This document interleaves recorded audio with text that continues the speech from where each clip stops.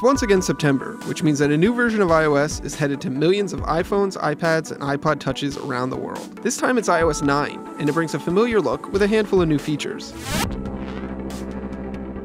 iOS 9 is not radically different from iOS 8, or even iOS 7, but it includes some forward-looking things that can really change the platform in the future. Let's start with how iOS 9 looks. Frankly, there's not much different here.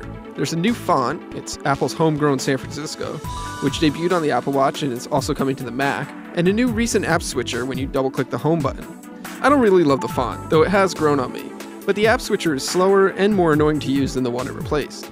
Other visual changes include notifications sorted by date instead of app, which makes it much easier to clear in bulk, and a back button that lets you quickly bounce back to the app you were just using. It's great, but I wish Apple spent some more time actually designing the button. As it is now, it covers up your signal bars and is just a tiny line of text, as opposed to an icon or something more noticeable.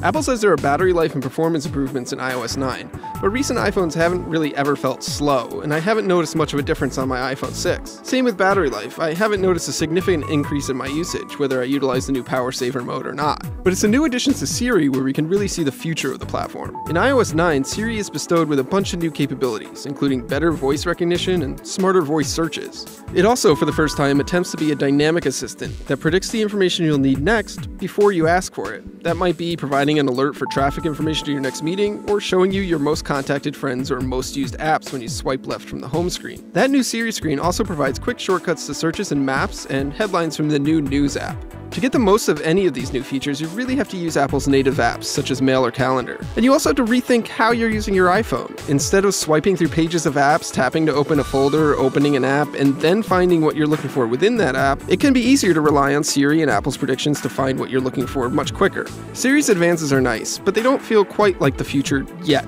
In the weeks I've been using the new platform, I haven't really changed how I use apps or navigate the device. I still mostly use Siri to set my alarm for the next morning, and since I prefer third-party apps such as Microsoft's Outlook to Apple's Mail or Calendar, I don't see the smart predictions all that often. But I can see where the next iteration on this idea, perhaps integration of Siri's new intelligence with third-party apps, could change how I use my iPhone. Over on the iPad, there are more significant changes, if you happen to have a fairly new iPad at least. The iPad is finally getting true multitasking features in iOS 9, including running two apps side by side in a split screen. There's also a picture-in-picture option for watching video while doing something else, and a feature that lets you temporarily slide one app over another to quickly check something before getting back to the task at hand.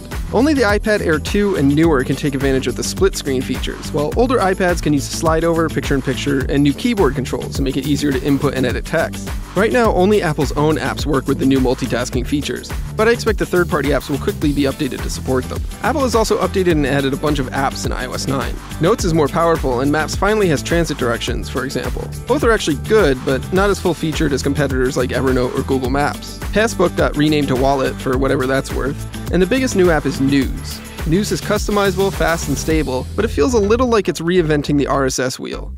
We'll have to see how much support both Apple and publishers put behind it before we can really judge how good it is. But let's face it, you're going to update to iOS 9. It's a fine operating system that's fast, reliable, and stable.